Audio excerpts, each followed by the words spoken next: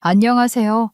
애들이랑 친정 엄마랑 함께 네 식구끼리 살고 있는 40대 워킹맘이에요. 요즘엔 애 아빠 없이 엄마 혼자 애 키우는 집 꽤 있잖아요. 그래서 저는 아무렇지 않은데 저희 엄마는 좀 걱정이 많으신 것 같더라고요. 그래서 제가 이번에 제 사연을 여기 라디오에 보내면서 여러분들께 잘했다는 칭찬 좀 받아서 엄마한테 보여드리면 엄마도 좀 안심하지 않으실까 해서 글을 쓰게 됐습니다. 그런데 쓰다 보니까 또 너무 재밌더라고요. 여러분께도 좀 속 시원한 사연이 됐으면 좋겠네요. 저는 평생 김밥만 말며 살았다고 해도 과언이 아니에요. 제 몸에서는 늘 참기름 냄새가 배어 있었죠. 샤워를 두세 번 하고 나와도 누가 지나갔다가 너 또 김밥 말았어? 이런 말을 할 정도였어요. 어릴 때도 도시락은 항상 김밥, 뚜껑만 열면 김밥 냄새가 훅 올라왔는데 어릴 땐 친구들이 참 부러워했던 기억이 나네요. 왜냐면 우리 엄마가 시장통 골목에서 김밥 장사를 하셨거든요. 엄마가 김밥을 싸기 시작한 건 저 때문이었답니다. 솔직히 말해서 우리 엄마는 김밥 말기 전에는 정말 아무것도 못하는 사람이었어요. 엄마는 20살간 넘겨서 선자리에서 아빠를 만나고 바로 시집을 온 케이스였거든요. 엄마 말로는 그땐 다 그랬어. 남편 잘 만나면 평생 먹고 사는 거지. 라는데 엄마는 그 시대 사람들 중에서도 유난히 세상 물정 모르고 순한 편이었어요. 그러니까 김밥집 같은 걸 할 줄 알았을 리도 없는 거예요. 근데도 우리 엄마는 제가 어디 가서 아빠 없이 큰 애 같다는 말 들을까봐 머리핀 하나 사도 어디서 아빠 없는 애라는 소리 들으면 안 된다며 늘 제 외모며 행색이며 신경을 잔뜩 썼어요. 그래서 팔자에도 없던 장사를 시작하게 되신 거죠. 돌아가신 우리 아빠는 정말 건강한 사람이었어요. 그냥 건강한 게 아니라 길바닥에 떨어진 돌멩이 씹어 삼켜도 탈도 안 날 것 같은 옛날에 태어났으면 무조건 장군감이었을 그런 분이요. 건설회사에서 굵직한 용역 일을 하던 사람이었고 현장에서 큰일이 있으면 항상 아빠가 맡아 했대요. 사장의 신임도 엄청 두터웠다더라고요. 그래서 수당도 남들보다 훨씬 좋았고 집에는 돈이 부족한 적이 없었죠. 당시에는 그게 얼마나 특별한 건지 몰랐어요.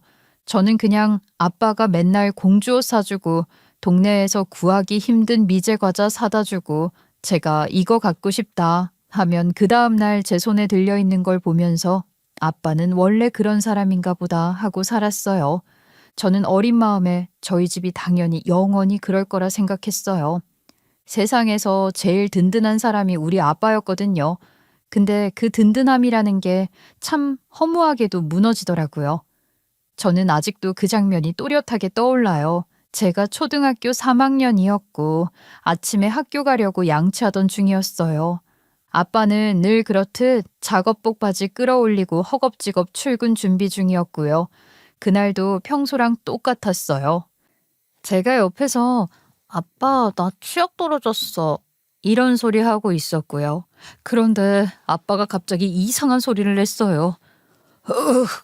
그 소리가 진짜 이상했어요. 배 아픈 사람 같은 소리도 아니고 다친 사람 같은 소리도 아니었거든요. 그냥 뭔가 단숨에 끊어지는 느낌? 그러더니 아빠 몸이 뒤로 확 젖혀지더니 그대로 바닥에 쿵 하고 쓰러졌어요. 저는 그때 양치하던 칫솔까지 던져버리고 엄마한테 뛰어갔어요. 엄마, 아빠 쓰러졌어. 빨리 와봐. 엄마는 다급하게 달려오더니 쓰러져 있는 아빠를 보자마자 허둥지둥 손만 들고 있었어요. 어떡해, 이거 어떡하면. 진짜 그 말만 연달아 했어요. 엉엉 우는 것도 아니고 판단도 안 되고 그냥 발만 동동 굴렸어요. 결국 119를 제가 눌렀어요. 초등학생이 집 전화기를 들고 저희 아빠가 갑자기 쓰러지셔서 하는데 전화기 너머에서 지금 바로 출동하겠습니다 하는 말이 얼마나 멀게 들리던지요. 구급대가 와서 아빠를 실어 갔는데 도로 위에서 삐용삐용 울리는 소리를 들으면서도 저는 아빠 금방 일어나겠지라는 생각밖에 안 했어요. 아빠는 원래 건강했으니까요. 어디 다쳤다 소리도 안 하고 감기 한 번 안 걸렸다던 사람이니까요. 그래서 병원 도착해서 의사들이 빠르게 움직이고 엄마가 멍하게 서 있는 그 순간에도 저는 실감을 못했어요. 그런데 의사들이 우리 아빠가 죽었대요. 그러고선 심장마비로 인해 돌아가셨다고 하더라고요. 그게 정확히 어떤 병인지 뭔지 초등학생인 제가 알 리가 있나요? 근데 그게 끝이었어요. 아빠는 그 뒤로 단 한 번도 눈을 뜨지 않았어요. 몸은 아직 따뜻한데 말도 못하고 눈도 안 뜨는 그 모습이 이상했어요. 근데 어린 저와 다르게 어른들은 그 이유가 굉장히 황당했던 거죠. 그 건강했던 사람이 갑자기 심장마비라고, 뇌출혈도 아니고 심장마비라니 다들 아빠의 죽음을 받아들이기 어려웠던 거예요. 아빠 장례를 치르고 나니까 그 다음이 더 큰 일이더라고요. 저는 어린 마음에 장례 끝났으니까 이제 엄마랑 나 둘뿐이구나 라고 생각했는데 어른들 세계는 그게 아니더라고요. 장례가 끝나자마자 친가 쪽에서 난리가 났어요. 정말 미친 듯이요. 아빠는 평생 곧불 하나 걸린 적 없을 정도로 건강했다고 했잖아요. 감기 기운도 없는 사람이 갑자기 심장마비라니. 그것도 자다가도 아니고 아침에 갑자기 쓰러졌다니. 그 사람들은 그걸 있는 그대로 받아들이질 못했어요. 당연히 소중한 사람 잃은 거니까 믿기지 않을 수 있죠. 근데 그게 다른 사람으로 화살이 돌아가면 안 되잖아요. 그래서 사정도 모르는 친가 식구들은 엄마를 향해 발톱부터 세우더라고요. 우리 아들 죽은 게 수상하다. 어떻게 그렇게 건강한 사람이 하루아침에 죽냐? 심지어 더 어이없는 말까지 했어요. 조카 돈 많자녀. 그 돈 탐나서 며느리기가 뭐 꿈인 거 아니여? 저는 그 말 들었을 때 어이가 없어서 입만 벌리고 있었어요. 엄마는 얼굴이 새하얘지고 손까지 떨리면서 제가 왜요? 왜 그런 짓을 해요? 저는 그런 사람 아니에요. 하고 말했지만 친가는 들을 생각조차 없었어요. 그리고 문제는 할머니였죠. 그때 할머니는 완전히 이성을 잃은 사람이었어요. 저 구미호가 내 아들 잡아먹고 돈도 홀랑 다 가져가네. 아이고 이게 무슨 소리야. 내 아들 집인데 그걸 왜 며느리가 가져가. 아들 명이라며 법 위에 하늘 있고 하늘 위에 시댁 있는 거다. 당장 집 내놔. 그 집이 누구 건데.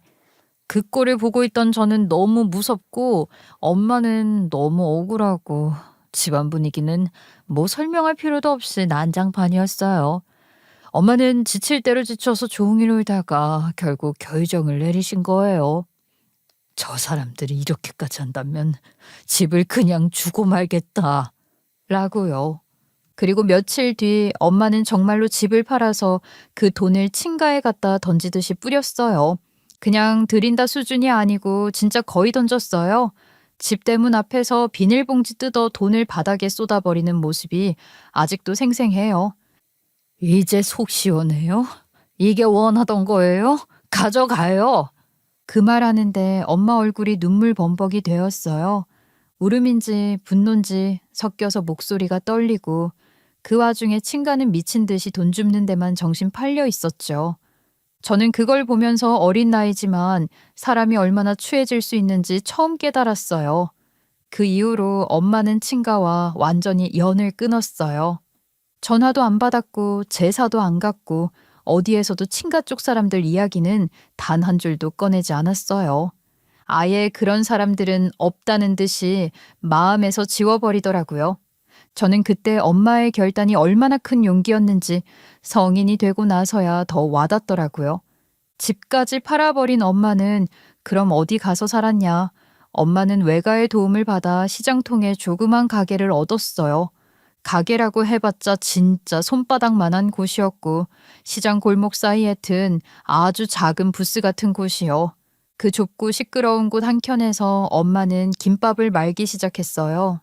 그때 엄마 나이가 고작 34살이셨죠. 지금 시대로 생각해보면 34살은 아직 결혼도 안 한 사람 많고 취미생활 챙기면서 커리어 쌓는 사람도 많잖아요. 근데 우리 엄마는 그 나이에 저를 키우기 위해 김밥집을 차리게 된 거예요. 생각할수록 마음이 턱 막혀요. 그런데도 엄마는 늘 저부터 챙기시곤 했죠. 엄마가 민영이한테 해주고 싶은 게 너무 많은데 엄마가 열심히 말아볼게. 그 손으로 정말 하루 종일 김밥만 말았어요. 밥에 간하고 참기름 넣고 재료 썰고 다시 밥하고 또 말고 새벽에 일어나 시장에서 재료 사와서 손마디가 다 부러져라 고생했어요. 엄마 손톱 사이에 늘 밥풀이 끼어 있었고 팔뚝에는 김밥 재료 준비하다 생긴 작은 상처들이 가득했어요. 그럼에도 엄마는 단 한 번도 김밥집을 하소연한 적 없었어요. 오히려 저를 더 챙겼죠. 그래서인지 소풍을 갈 때면 친구들이 제 도시락을 제일 먼저 열어봤어요. 민영아, 너 오늘도 도시락이지? 오늘은 무슨 김밥이야? 와, 소고기 김밥이다. 민영아, 하나만 바꿔 먹자. 이러면서 서로 잡아가려고 했죠. 심지어 몇몇 친구들은 진짜 자기 엄마한테 돈 받아서 우리 엄마 김밥 사오기도 했어요. 그게 당시 저의 자랑이었어요. 아빠가 안 계셔도 엄마가 있다는 게 든든했죠. 엄마만 있으면 세상을 살아가는데 아무 문제가 없을 거라고 생각했죠. 근데 세상이라는 게 또 아이러니한 게 엄마는 그렇게 김밥을 찰지게 마시는데 저는 찰지게 공부하는 방법은 모르겠더라고요. 노력은 했는데 머리가 안 따라주는 타입? 저는 그런 애였던 것 같아요.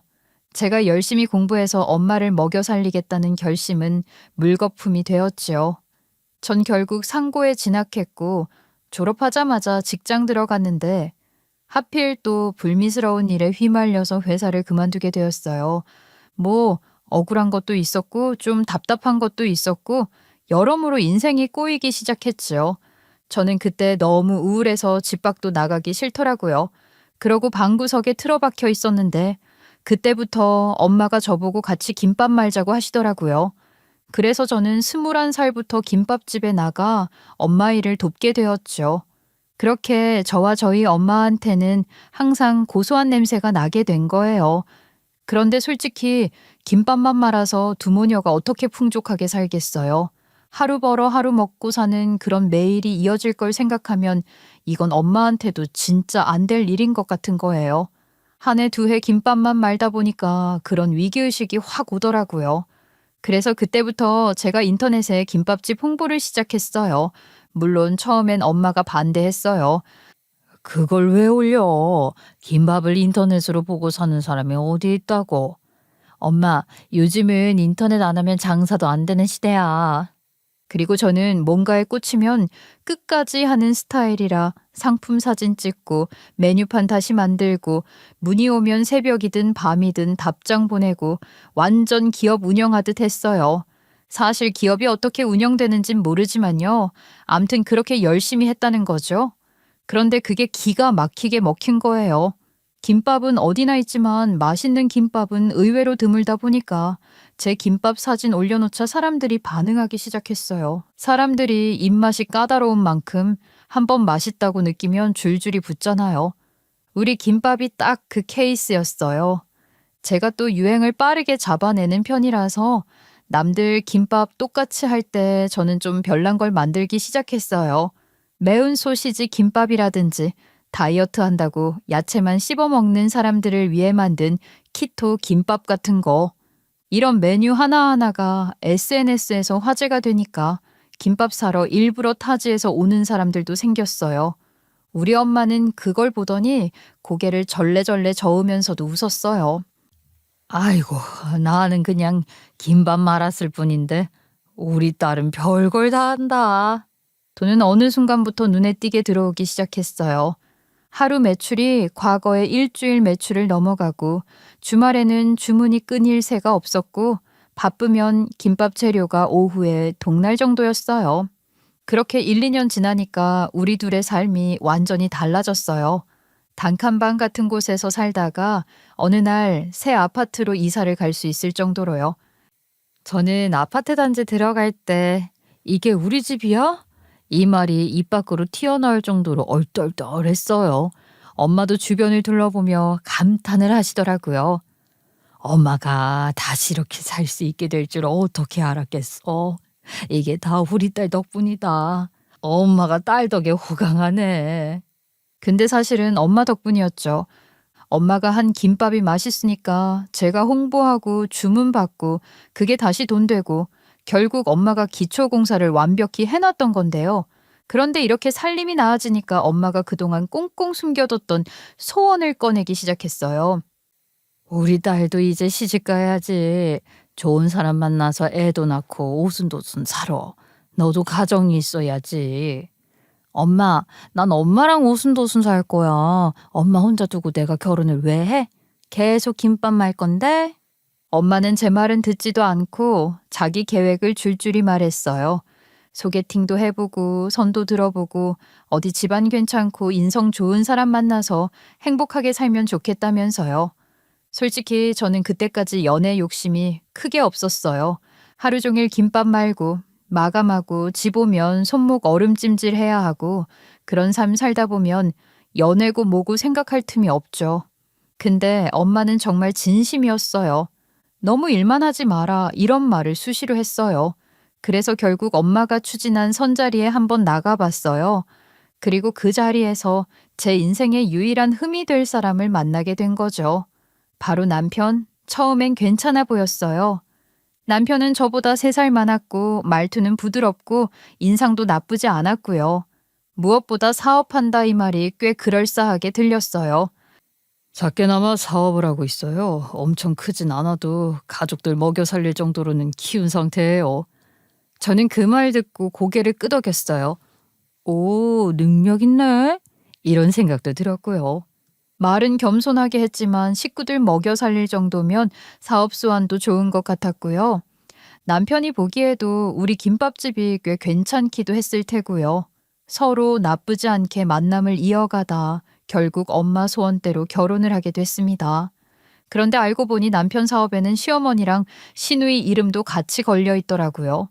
일은 딱히 안 하는데 월급은 나눠 받는다고 하대요. 그러니까 겉으로 보기엔 가족 기업 느낌. 그래서 아무래도 남편의 힘이 시댁에서 제일 강하다 보니까 저는 시집살이라는 것을 겪을 일이 없었죠. 그런데 둘째가 태어나고 조금 지나서부터였어요. 제가 36살 때였는데 딱 그때부터 시댁 분위기가 아주 미묘하게 바뀌기 시작했죠. 전에는 제가 뭘 해도 그래 우리 며느리 이러면서 넘어가던 사람들이었는데 둘째 낳고 나니까 갑자기 왜 그렇게 친정만 챙기느냐는 투로 말을 돌려깎기 시작하더라고요. 제가 보기엔 그냥 이제 이 여자는 애도 둘이고 도망도 못 가겠지 하고 마음 놓은 것 같았어요. 저도 사람인데 그런 마음이 안 느껴지겠어요? 처음에는 시어머니가 은근슬쩍 꺼냈어요. 애미야, 요즘 생각해보니 내가 좀 섭하더라. 내가 말 안 하니까 너는 평생 며느리 노릇을 안 하려고 하네. 언제 너한테 이런 말 한 적 있니? 나도 며느리한테 대접이라는 걸 한번 받아보고 싶다.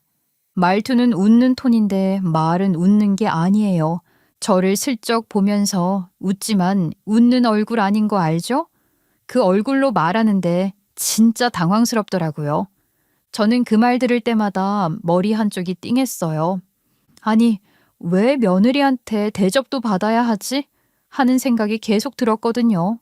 시댁에서는 이미 남편한테 받은 게 한두 가지가 아닌데 왜 저한테까지 손 벌리려고 하는지 이해가 안 됐어요. 그런데 문제는 남편이 우리 엄마한테 참 잘했다는 거예요. 이게 저를 흔들었죠. 엄마가 아플 때면 남편이 약 챙겨다 드리고 명절 때마다 선물하고 김밥집 일 도와드린다면서 슬쩍슬쩍 인심을 쓰곤 했어요. 그러니 저는 자연스럽게 그래, 나도 시댁에 잘 해야지. 이런 생각을 떨쳐낼 수가 없었어요. 그러니까 저도 시어머니가 쓸데없이 불러도 무조건 갔어요. 김장도 고춧가루가 어쩌고 배추가 어쩌고 하면서 손도 못 대겠다는 식으로 말하면 저는 일 다 내려놓고 갔는데요. 가보니까 말도 안 되는 양을 준비해 두셨더라고요. 그래도 전 배추를 절이든 속을 버무리든 다 했어요. 남편한테 당신은 안 와? 라고 물으면 남편은 바빠서 못 온다고 하면서 자기가 집 가서 안마해 주겠다고 하더라고요. 결국 안마는 못 받았지만요. 며칠 뒤엔 남편이 갑자기 그러는 거예요. 여보, 엄마가 연락 왔는데 이번 주에 안동에 좀 가자고 하시네. 아주 먼 친척집인데 뭐 그냥 인사드리는 게 좋을 것 같대. 안동?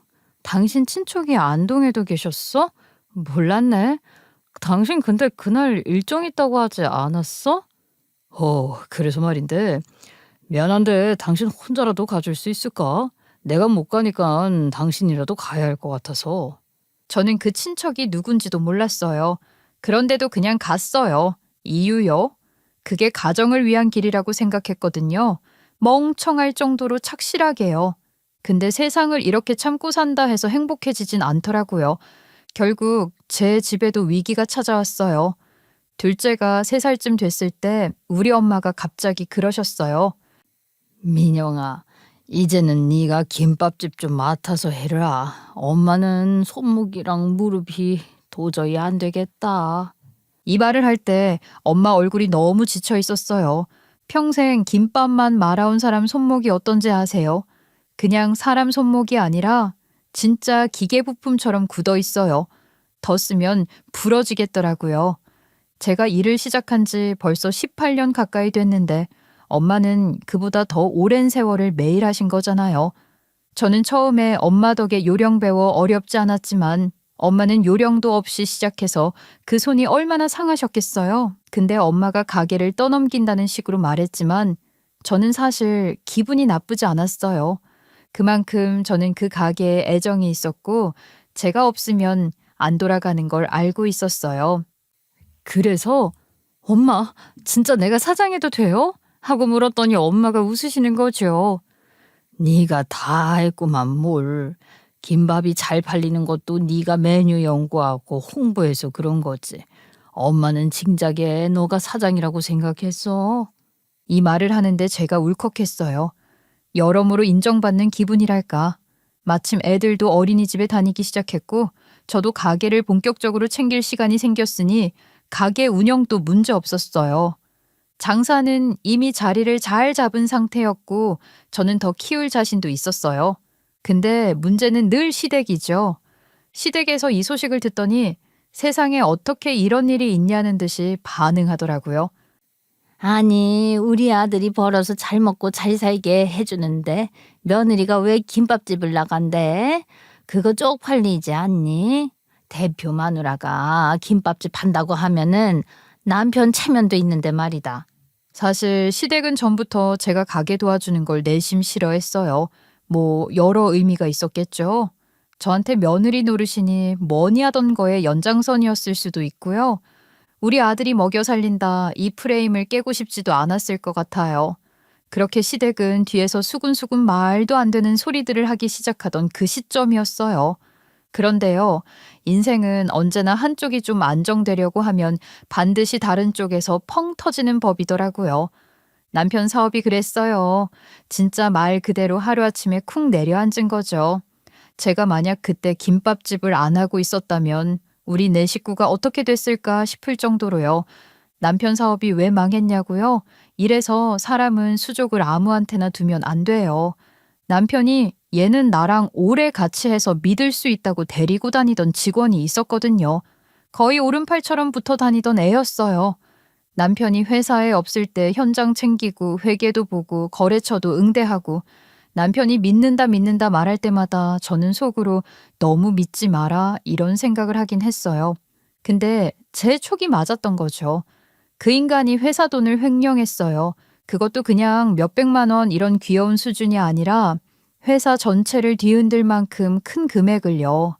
남편이 그걸 알았을 땐 이미 늦었고 그 자식은 야밤에 사무실 물건 훔쳐 나르듯이 서류 몇 장 챙겨서 튄 다음 중국으로 넘어간 것 같다고 하더라고요.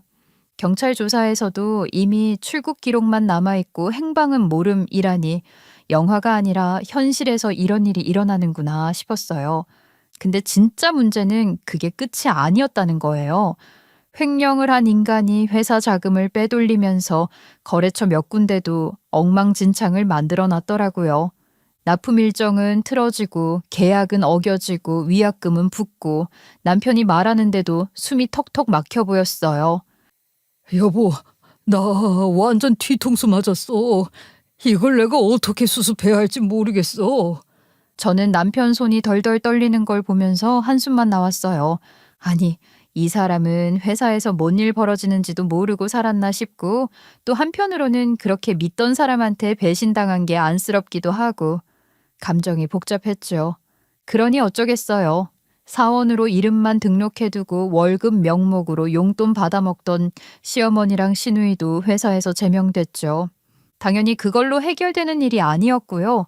결국 남편은 빚을 메꾸기 위해 열심히 발품을 팔아야 했습니다. 하지만 결국 이런 말을 하더군요.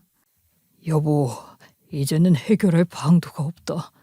미안한데 우리 집을 좀 팔아야 할 것 같아.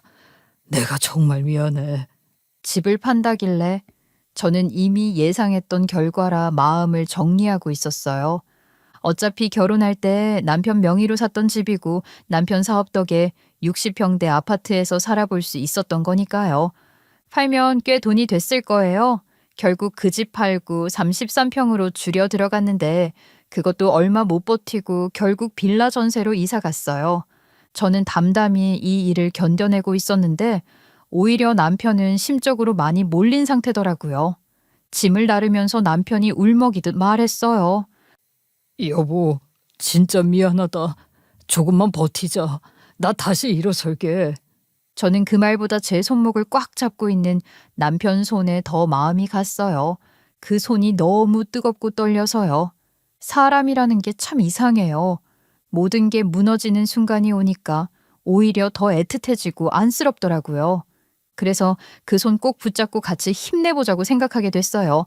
근데 다행히도, 진짜 다행스럽게도 제가 물려받은 김밥집이 있잖아요. 제가 아니었으면 우리 가족은 그때 완전히 끝장났을 거예요. 김밥집은 이미 브랜드가 되어 있었고 일부러 차 타고 오는 단골도 있을 정도였으니까요. 그래서 우리 네 식구 굶지는 않았어요. 저랑 애들, 남편까지. 최소한의 일상은 지킬 수 있었죠. 그렇게 하루하루 버텨냈어요. 진짜 버텼다는 게 딱 맞는 표현이에요.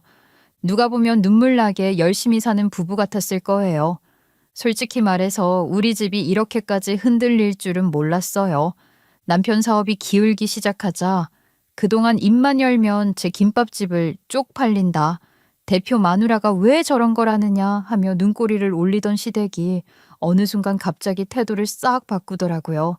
사람의 본성이 언제 드러나는지 아주 교과서처럼 보여준 케이스였죠. 예전엔 김밥의 김소리만 들어도 얼굴을 찡그리던 사람들이 어느 날은 제 앞에 와서 이러는 겁니다. 아니 민영아, 너가 그래도 일하니까 우리가 그나마 숨통이 트인다. 그 김밥집 좀 더 키울 생각은 없어? 우리도 가서 그냥 주문받고 계산하는 정도는 도와줄 수 있는데 어떠니? 너는 김밥 말고 우리는 일 배우면 되잖아.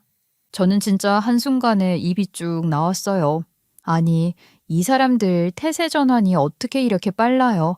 남편 사업 망하기 전엔 김밥 썰다가 떨어진 손톱도 그대로 접시에 내놓을 거라고 의심하던 분들이었거든요.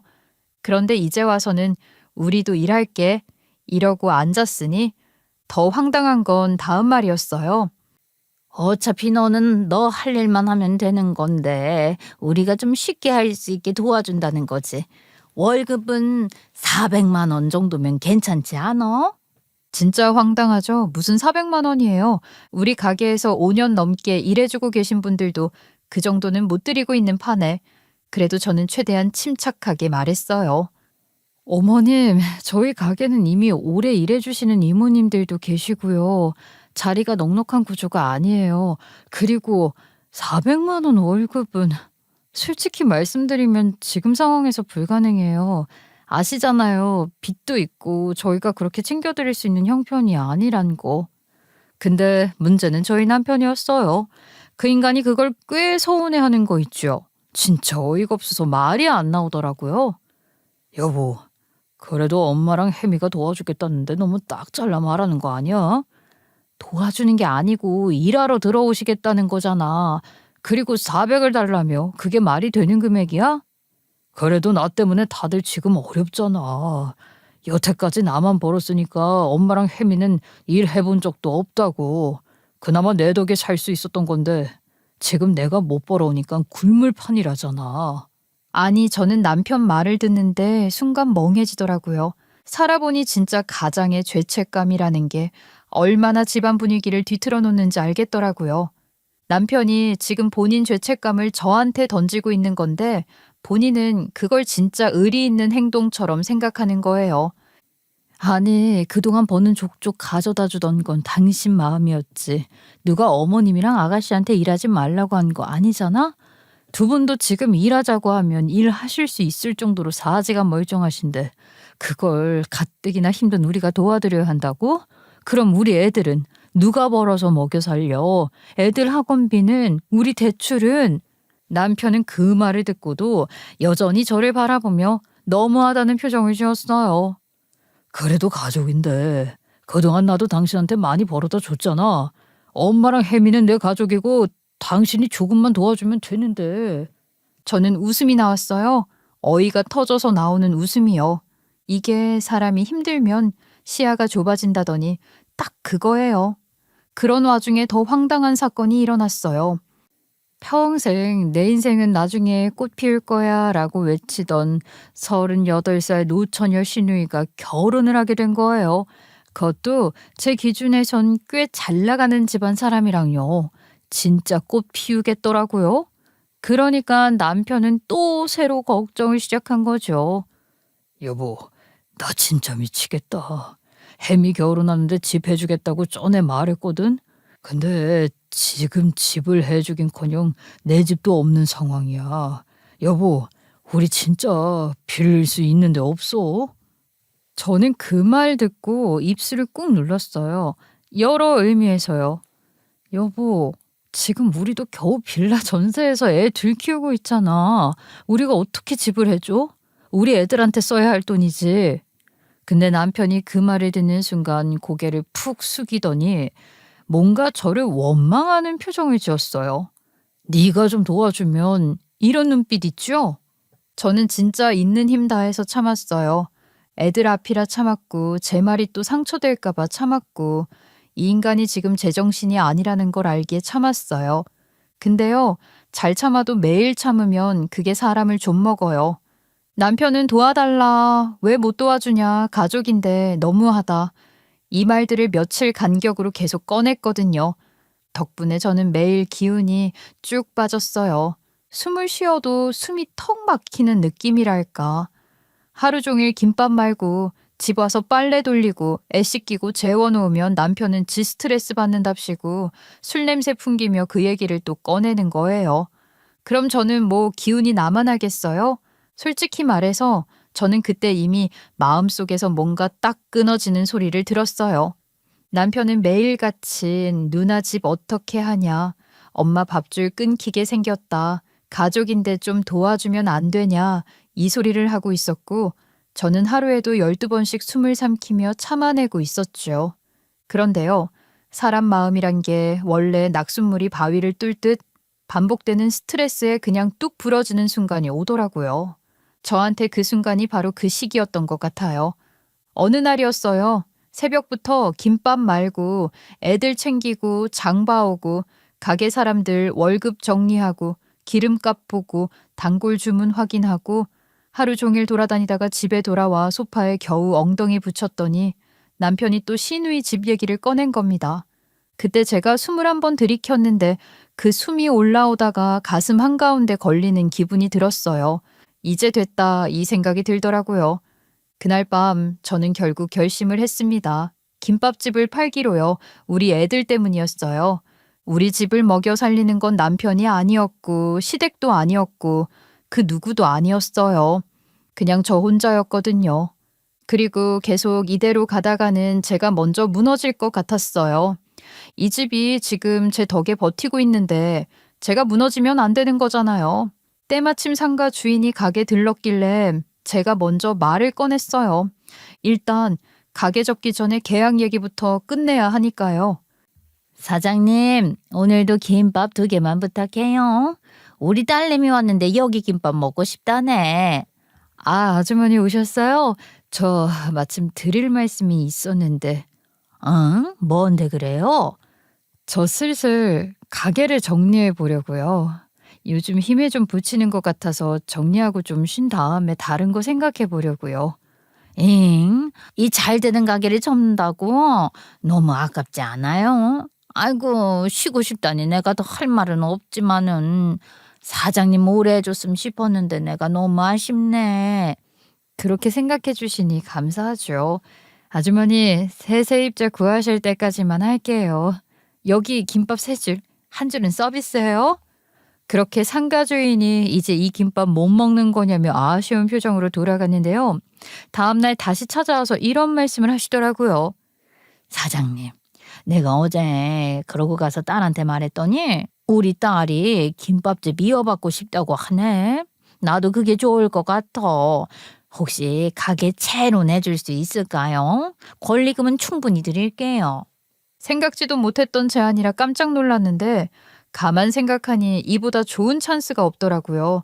열심히 갖고 온 김밥집이 아깝기도 하고 좋은 기회가 왔을 때 정리해야 된다는 생각이 들어서 바로 고개를 끄덕였어요. 네, 저도 내심 아까웠는데 이어가 주시면 감사하죠. 레시피 같은 것도 정리해두고 있을게요. 저는 그 자리에서 깔끔하게 계약을 넘기고 가게를 정리하기 시작했어요. 우리 엄마도 조용히 따라주셨어요. 엄마는 이미 제가 남편과 시댁 사이에서 버티는 걸 너무 오래 지켜봤던 분이니까요. 그런데 문제는 그걸 시댁에는 일부러 말 안 했다는 점이었죠. 왜냐고요? 말해봐야 난리 날 게 뻔했거든요. 저는 이미 지쳐 있었고 그 난리를 상대할 힘도 없었어요. 그런데 역시나 말 안 하면 조용히 넘어갈 리가 있나요? 어느 날 시어머니랑 시누이가 가게로 저를 찾으러 왔다가 세 사람이 들어와 있으니까 그 자리에서 난리가 난 겁니다. 그리고 바로 우리 집으로 들이닥쳤어요.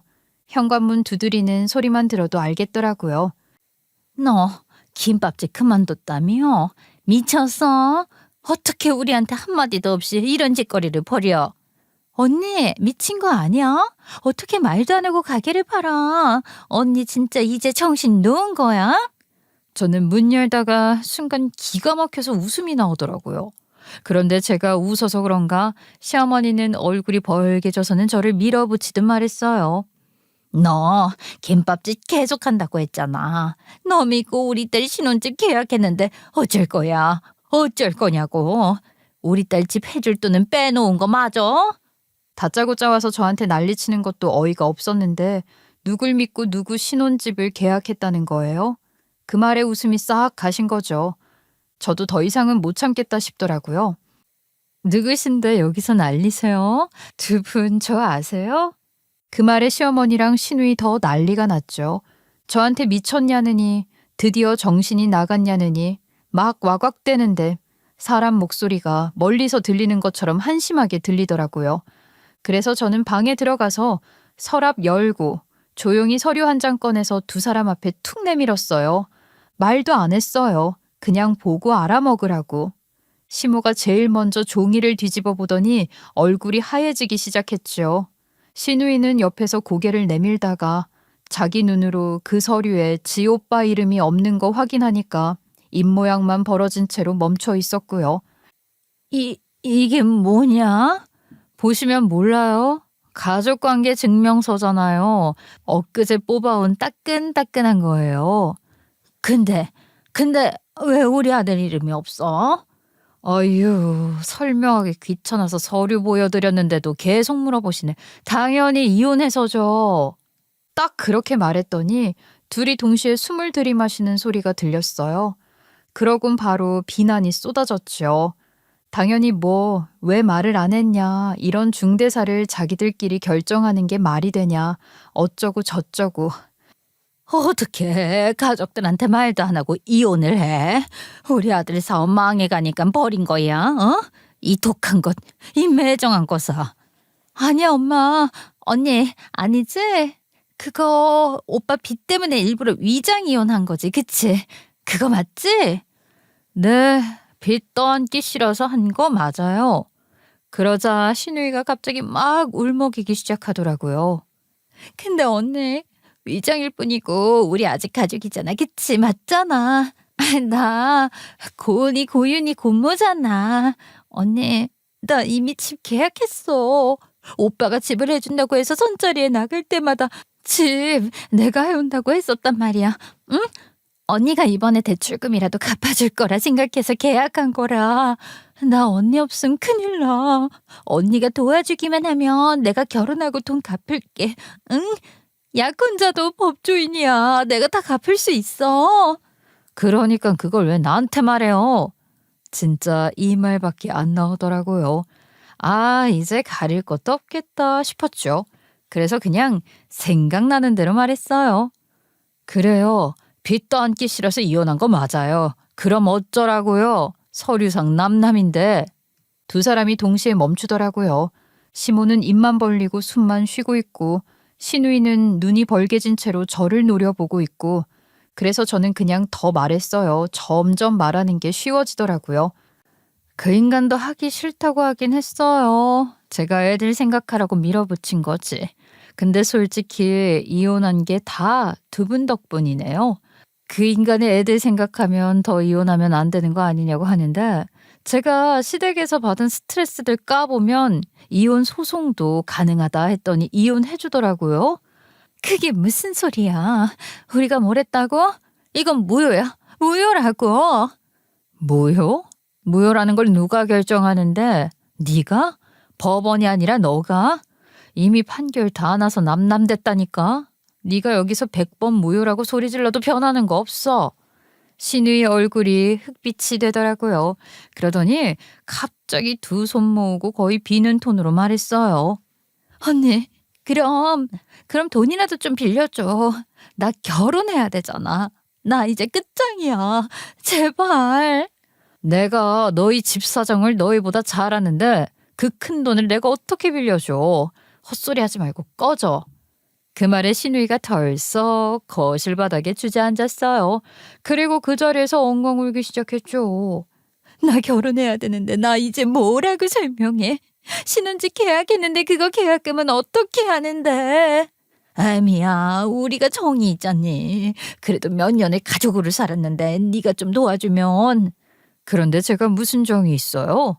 말이 되는 소리를 해야죠. 그래서 저는 그동안 꾹꾹 눌러왔던 말을 그냥 전부 꺼냈어요. 정은 무슨 스스로 말하면서도 부끄럽지 않으세요? 사실 그동안도 이해가 안 됐었어요. 횡령을 당하는 동안 회사에서 몇 억씩 빠져나가는데 그걸 아무도 모른다는 게 말이 돼요? 몇 년 동안 일 한 번 안 하고 월급만 받아가는 두 분 같은 사람이 있으니까 아주 회사가 잘도 돌아간 거예요. 네? 그거 노동청에 신고하면 어떻게 되는지 아시죠? 고발하기 전에 당장 내 집에서 나가요. 그랬더니 둘이서 서로 눈치 보다가 진짜 찍소리도 못하고 쭉 빠져나가더라고요. 문 닫는 소리가 그렇게 시원하게 들린 적이 없었어요. 근데 문제는 이 와중에 뒤늦게 남편 놈이 연락을 해왔다는 거예요. 김밥집 팔아서 권리금 좀 받았다는 얘기를 어디서 들었는지 아주 태연하게 톡 하나 띡 보내왔어요. 여보, 당신 권리금 좀 받은 거 있다며. 나 지금 마침 필요한 돈이 있는데 조금만 도와줄 수 없을까? 너 줄 돈은 없어. 민영아, 우리가 싫어서 이혼한 건 아니잖아. 애들 생각 좀 해봐. 나 이번만 살려주면 다시 일어서서 우리 네 가족 같이 살 수 있게 노력할게. 진짜야. 한 번만 믿어줘. 저는 그 톡 보는데 한숨도 안 나오더라고요. 그냥 피곤했어요. 이미 시댁에 진이 다 빠져서 너랑 살고 싶은 마음은 없다고 딱 잘라 말을 하고 핸드폰 내려놨네요. 솔직히 시무랑 시누이 쫓아냈을 때까지만 해도 이제 좀 끝났겠지 싶었어요. 근데 세상 일이 그렇게 호락호락할 리가 있나요? 바닥까지 간 사람들이라 그런가 더럽게 끈질기더라고요. 어느 날 새벽 애들 도시락 준비하느라 정신없는 와중에 현관문이 쾅쾅쾅 울렸어요. 심장이 턱 뛰어서 순간 냉장고 문도 제대로 못 닫고 뛰어나갔죠. 문 열기도 전에 밖에서 울부짖는 소리가 들렸어요. 언니 나 좀 살려줘. 언니 아니면 나 진짜 죽어. 문을 열자마자 신우이가 눈 퉁퉁 부은 얼굴로 문틀에 매달리듯 서 있더라고요. 이 새벽에 뭐 하는 짓이야? 넌 상식이라는 게 없니? 너 때문에 우리 애들 깨서 나오면 가만 안 둘 거야? 언니, 나 결혼 파토 났어. 나 팽당했다고. 신혼집 계약금도 날리고 이게 뭐야? 나 진짜 죽을 거야. 언니 아니면 칵 죽어버릴 거라고. 언니 좀 도와줘, 제발. 야, 이제 우리 가족도 아니라니까. 왜 계속 찾아와서 행패야? 지금 시계를 봐. 몇 시인 줄이나 알아? 그 말에 신우의 눈이 뒤집히더라고요. 언니가 책임져. 언니 때문에 내가 파혼당한 거잖아. 언니가 집만 도와줬으면 이런 일 없었잖아. 저는 말이 안 통하겠다 싶어서 한숨 쉬고 바로 문 닫으려 했는데 신우이가 발로 문을 맞고 울며 불며 늘어지는 거예요. 언니, 미안해. 아니야, 내가 다 잘못했어. 언니가 하라는 대로 할 테니까 지금이라도 좀 도와줘, 응? 그 소리가 어찌나 점점 쩌렁쩌렁해지는지 슬슬 이웃들이 찡그린 표정으로 문 여는 게 느껴지니까 저도 더 이상 온전히 상대할 수가 없더라고요. 저기요, 아가씨, 누구신지 모르겠지만 그래요. 그렇게 죽는다는 소리 지르지 말고요. 경찰 불렀으니까 거기 가서 죽겠다고 해보세요. 그리고 바로 112 눌렀어요. 그런데 엉엉 울면서 제 말은 제대로 듣지도 않더니 경찰차가 골목에서 삑 소리 내며 들어오자마자 아까까지 죽는다고 난리쳤던 신우이는 토끼 뛰듯 그대로 도망치더라고요. 신고하신 분이세요? 네. 근데 경찰관님들 오시니까 도망갔네요. 자주 이러는데 스토킹 신고할 수 있을까요? 그날 이후로 신우이는 연락 자체가 사라졌어요. 톡도 없고 전화도 없고 실물은 더더욱 없고 속으로 생각했죠. 한 명 정리 완료. 그런데 며칠 뒤 전 남편 놈이 슬금 연락을 해왔어요. 그 인간은 시모 신우이보다 더 조용하길래 아예 잠적한 줄 알았거든요. 그러니까 괜히 소식이 궁금한 거 있죠? 그래서 슬쩍 알아봤더니 아직도 빚에 치여 허덕인다고 하더라고요. 결국 그 회사는 폐업 처리됐다는데 솔직히 그렇게 법 구멍 속속 피해가면서 편법으로 운영하던 회사가 오래 가봤자 얼마나 갔겠어요. 다 전 남편 같은 사람이 대표로 있으니까 결국 그렇게 될 운명이었던 거죠. 근데 그런 인간이 또 새 사업을 시작했었다네요. 용기도 가상하지 아니나 다를까 이미 신용이 바닥이어서 거래처들이 다 등을 돌렸다고 하더라고요. 게다가 횡령 사건으로 세무조사까지 받으면서 세금 폭탄을 맞았지. 결국 본인 명의로 있던 차량, 통장까지 압류당했다는데 저랑 이혼한 직후보다 더 꼴이 안 됐더라고요. 지금은 지 엄마랑 경기도 외곽에서 월세 40짜리 원룸에 새들어 살고 있다던데 솔직히 그렇게나마 살 수 있는 게 감지덕지죠. 예전엔 저희 김밥집이 쪽팔린다던 사람들이 생각하기엔 아닐 수도 있겠지만요. 너무 꼬숩죠? 전 제가 김밥에 바르던 참기름, 들기름보다 더 꼬숩더라고요. 그러다 얼마 전에 아주 생뚱맞게 전 남편한테 연락이 왔어요. 몇 달 동안 연락이 없었거든요. 사실 저는 이 인간이 제 인생에서 완전히 증발했다고 생각했어요. 그래서 오히려 전화를 받아보고 싶더라고요. 근데 괜히 받았어요. 받아보니 시작부터 신세 한탄이 줄줄이 흘러나왔어요. 여보, 당신은 요즘 어떻게 지내? 난 요새 일도 없고 용역 나가도 하루에 한두 시간 서 있다가 오늘 일 없어요 하면 그냥 집에 와. 진짜 미치겠다. 저는 듣고 있는데 이상하게 마음이 하나도 안 움직였어요. 예전엔 저런 말만 들어도 불쌍하다고 어깨 한번 토닥여줬을 텐데 지금은 커피 한 모금 마시면서 그래? 그래서 이런 느낌? 그래서 솔직히 직접 물어봤어요. 누가 네 여보야? 그리고 그 얘기를 나한테 왜 해? 잠깐 뜸을 들이더니 결국 본심이 나오더라고요. 아니, 나 지금 너무 힘들어서 그러는데 양육비 좀 깎아주면 안 될까? 진짜 기가 막혀서 말이 안 나왔어요. 이 인간은 끝까지 지밖에 모르는 종자더라고요. 저는 코웃음이 절로 났죠. 와, 너 진짜 마지막까지 너만 생각한다. 너 지금 그 말이 얼마나 웃긴 줄 알아? 야, 나 진짜 힘들다니까. 지금 월세도 밀려서 못 내고 있는데. 그러니까 그게 나랑 무슨 상관이냐고. 양육비 제대로 안 넣으면 바로 소송 걸 거야. 하루라도 늦으면 내가 소송해서 당신 지금 사는 그 월세집에서도 못 살게 할 수 있는데 어쩔래? 한번 해볼래? 아이, 야, 너 진짜 너무한다. 내가 그래도 애들 아빠인데 최소한의 대우는 해줘야 하는 거 아니냐? 애들 아빠면 애들한테 들어가는 돈부터 책임져. 애비면 애비답게라도 굴어보든가. 저는 그 말만 하고 전화를 끊었어요. 그 뒤론 지도 자존심이 상한 건지 아님 제가 호락호락 받아주지 않을 걸 느낀 건지 더 이상 연락하지 않더라고요. 그리고 지금 저는요, 시끄럽고 복잡한 도시를 일부러 벗어났어요. 저랑 엄마, 그리고 아이 둘, 우리 넷만의 조용한 일상이 있는 동네로 이사 왔죠. 완전 시골 동네로 온 건 아니고 그냥 애들이랑 같이 살기 좋은 그런 외곽 도시요. 김밥집 한도는 솔직히 꽤 됐어요. 레시피까지 싹 넘기는 조건이었으니까 제가 십수년 동안 쌓아온 노하우가 그냥 넘어간 게 아니라는 거죠. 단골들, 가게 자리, 브랜드 가치, 제가 만든 특제 메뉴들, 그게 다 권리금으로 들어왔어요. 덕분에 아이들 키우면서 부족하지 않을 정도의 자금은 확보해둔 상황이었지요. 그 돈으로 아주 작은 테이크아웃 커피집 하나 열었어요. 8평 남짓한 조그마한 가게인데 저는 여기가 너무 좋아요.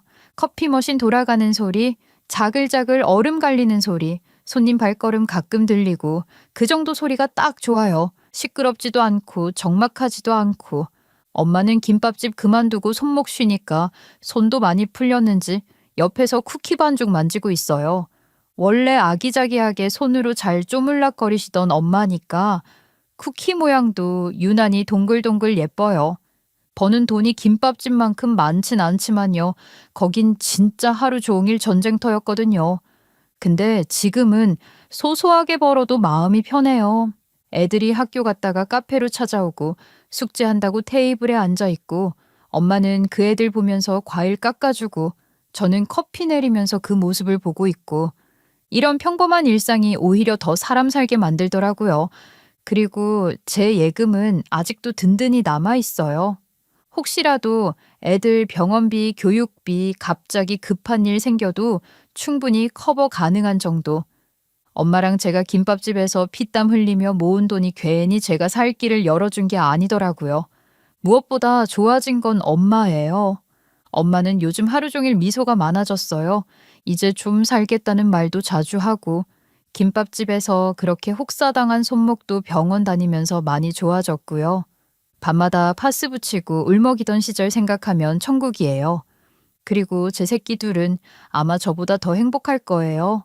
여기 와서 친구들도 많이 사귀고 뛰어놀 공간도 많고 가끔 엄마 우리 여기서 오래 살자 라고 하는데 그 말이 얼마나 고마운지 몰라요. 어차피 인생이란 게 거창한 행복이 필요한 게 아니거든요. 애들 웃고 엄마 건강하고 내가 매일 할 일 있는 거. 그 정도면 충분한 것 같아요. 그리고 우리 가족은 지금 그렇게 살고 있고요. 엄마가 바라던 이상적인 가족을 만들진 못했지만 엄마도 지금 손주들이랑 같이 살게 돼서 너무 기쁘신 것 같아요. 그럼 저는 앞으로 엄마랑 아이들 잘 키우면서 살아볼게요. 제 긴 이야기를 끝까지 들어주셔서 감사합니다.